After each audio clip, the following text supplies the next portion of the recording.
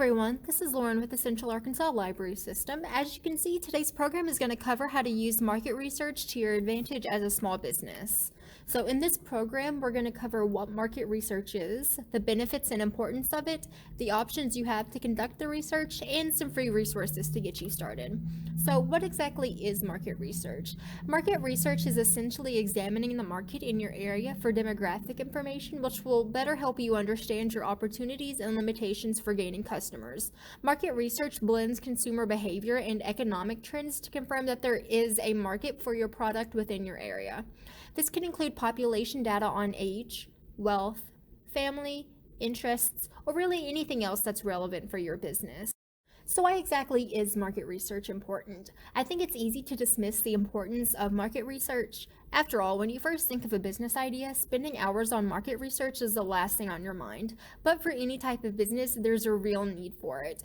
Market research can help you identify how customers and potential customers might view your business and can also help you identify gaps in customer expectations. New businesses need sales and customers as soon as possible. This is especially the case for small businesses where the first few months can prove to be unstable, and market research can ensure that those sales and customers don't stop coming. While the next slide I'm going to cover is going to talk about how to conduct the research, I figured it would first be important to talk about the questions you're trying to answer. When market research is conducted, there are several things that you should be looking at. The biggest thing is making sure that there is a desire in the market and that there are people who would be interested in purchasing your product. For example, here in Little Rock, it wouldn't be the best idea to start a company that sells surfboards because the market for them here is practically non-existent. Our location in Central Arkansas means that we are not near any part of the ocean where people could use them, which means that our location hinders the demand for surfboards, which means that there is no market for them. Here are the next questions you should try to answer if you do determine that your area does have a market for your product and people are willing to buy it.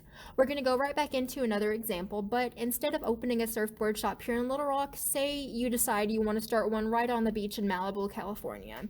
Because there is a demand for surfboards there, it's a great location to set up shop, but that also means that you're probably going to have competition. That's where market saturation and pricing become important to research. It would be important for you to try to figure out how many surf shops there are in the same area as you, what they charge per surfboard, and the rate that people are buying them at those prices.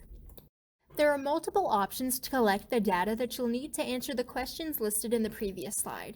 It is important to note that there are companies that for a fee will collect market research for you, but if you're just starting out with your business, these methods are a free and semi-easy way to collect the data that you need.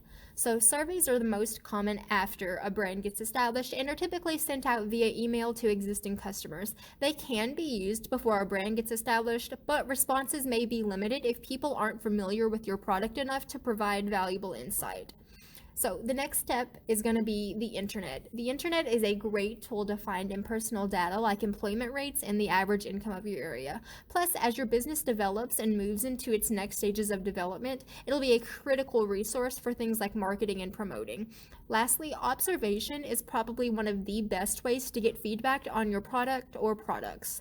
For example, if somebody wanted to start a makeup company, they would invite a group of people to test their products and provide in-person feedback on what they liked and didn't like.